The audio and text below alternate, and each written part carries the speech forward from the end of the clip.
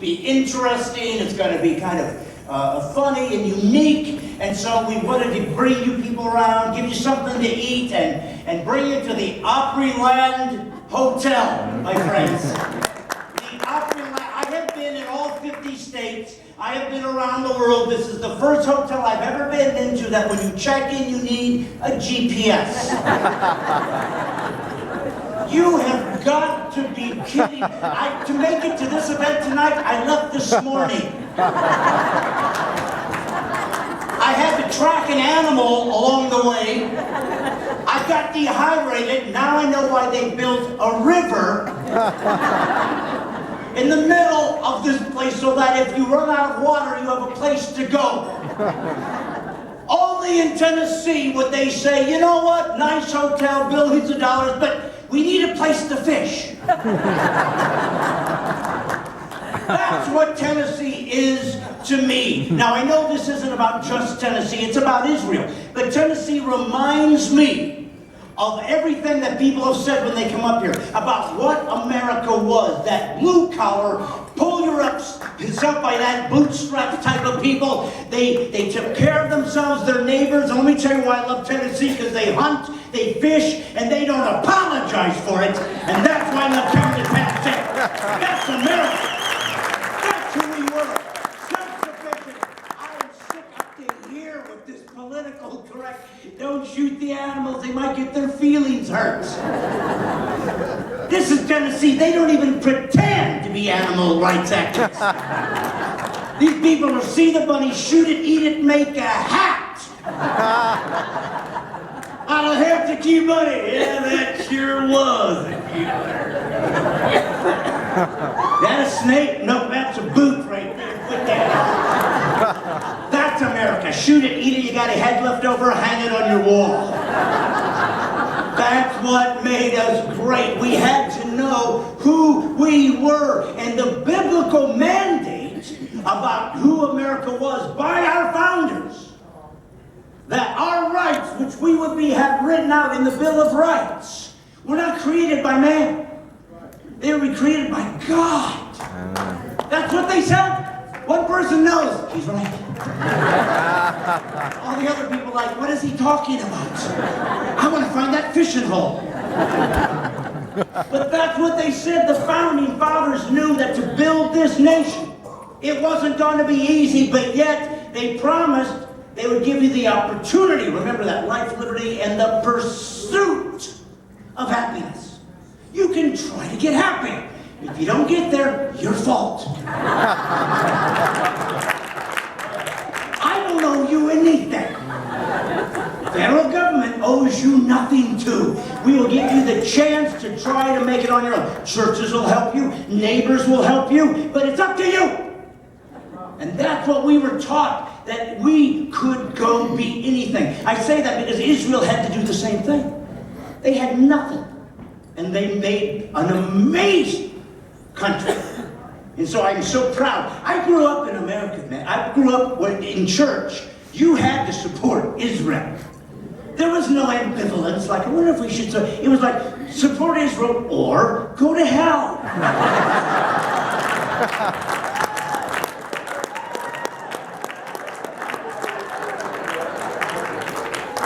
There was no ambivalence. See, that's the way it was.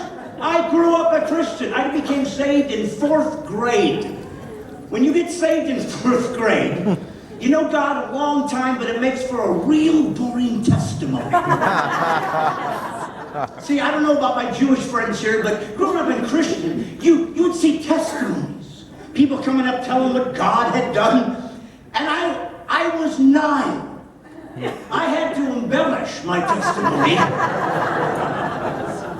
I longed for the testimonies that I would see come up and show what God has done. So I actually coveted their testimonies, which I think is 2 cents. I would watch these people, yes, I used to be addicted to heroin and the Lord freed me. And I'd be like, oh, if I was addicted to heroin. It's a great testimony. I was a prostitute, the Lord freed me. I could have done that. I'm 9, I got nothing. I had to make up a text. Yes, I used to have difficulty with long division. And the Lord freed me from my mathematical shackles. I used to have problems riding a boy's bike. And the Lord set me free from my gross motor skills delay syndrome. See, that's how it was in America. There was a delineation as to who we were and how we were created by God for specifics. I don't know, we have a bunch of adults there. I don't know if there was any kids, maybe not. When I was growing up, it was so different. It wasn't that long ago. When I grew up, there was a thing called a boy's bike and a girl's bike. Then again, when I was growing up, there used to be a thing called a boy and a girl.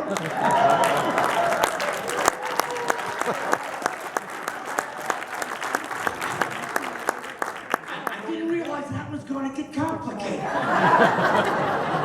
Are you kidding me? And people don't understand there's ramifications to changing the design of God. There's ramifications. There are men that think they're women. Now, I don't make fun of these men. I pray for them. Because obviously something traumatic has taken place. Because no man would willingly want a woman stuck in his head. 24 hours a day. He's got a woman in his head and a man's body. Think of the arguments he gets into with himself. Every time he goes to the mall, he doesn't want to go with himself.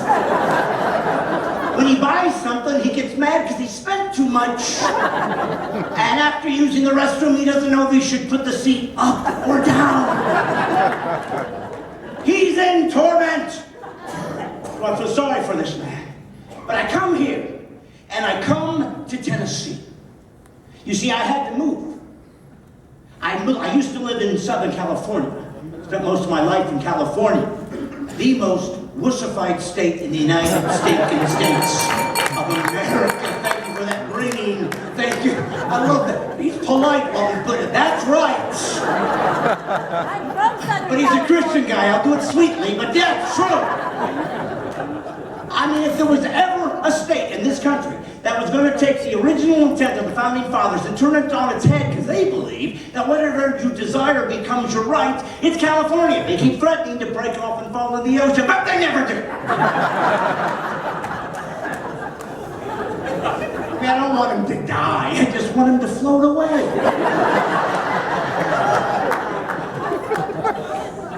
Give my regards to the Ninth Circuit Court when you pass Guam. Why? Because they are wussified. They don't understand it. Why? Because they got taken over by an ideology known as progressivism. They are surrounded by states, and the entire West Coast is the ocean. They have had a drought for 5 years. And Governor Brown doesn't know where to look for water.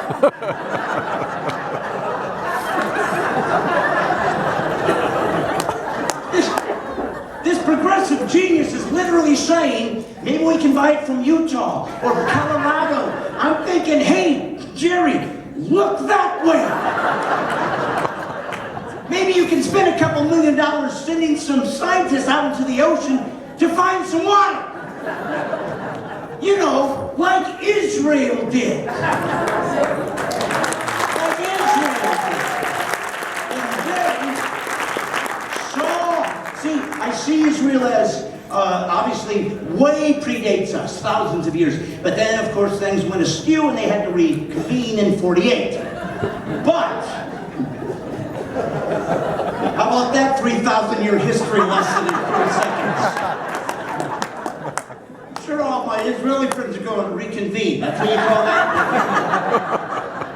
Going out into the desert, slaughter, kill, but then we reconvene. No, it's okay. Because obviously you remember Israel. That you would not be beaten. You would not be destroyed. You would not give up. You would not be intimidated. I've seen it happen, my friends. I was there. I went to Israel. And if you notice what we were trying to do, this is not to trivialize the BDS movement, it's very serious. It's not to make it seem as though it's frivolous or we're being silly. We're trying to be able to differentiate between strategize and compromise. I'm not compromising what I believe, but the strategy is this. I'm sorry to tell you, theologians, you're not the influence anymore in America. Politicians here, you ain't it either. What influences America is up on that screen. Me, apparently. I don't know why. I didn't know I was that. Turn back, America! This is easy.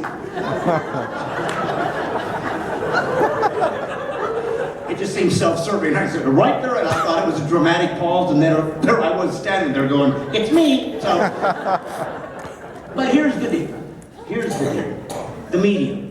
The entire cultural shift that happened in this country did not happen through persuasion. Matter of fact, the deep liberal ideology has never, ever persuaded the American people as a whole. Ever. Never voted for it. It was only once people were being attacked for disagreement. That's a lack of liberty. That's why my comedy has always attacked political correctness. Because it's cultural Marxism. And it's designed to not only censor freedom, but even worse, teach you to self-censor. How pathetic that not only are you a slave, you choose to be. Founding fathers, the people of that generation, literally said, we'll give up our life, our liberty, our sacred honors, if that's what it takes to make this place free, so that we can have these conversations. I still see you.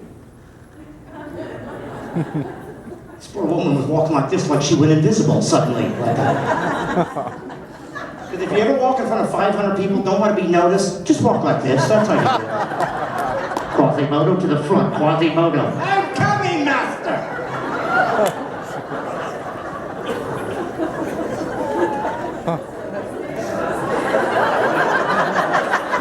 Still doesn't work! Oh, what am I saying? I'm saying this.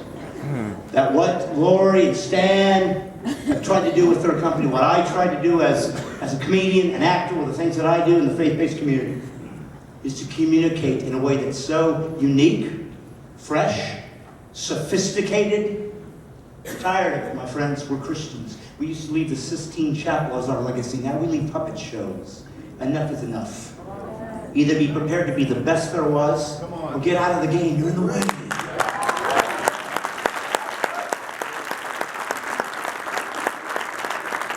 And so, the amazing opportunity that I had to go to Israel, 2 terrorist attacks took place while I was there. I had bodyguards, special forces, ex-special forces, Israeli special forces.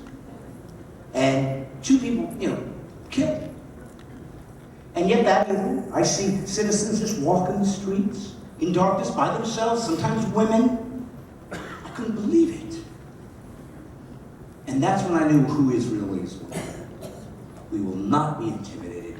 You will not steal my freedom. I will not change my lifestyle.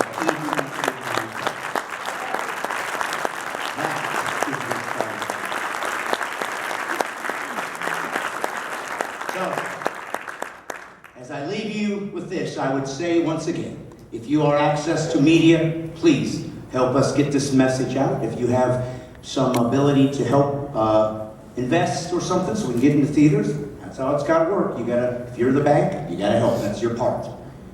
But this is a very important thing that's happening, and we were chosen for this season in America. So let's make sure we do it right. And for us to perfectly encapsulate this evening, I want to bring up our next speaker.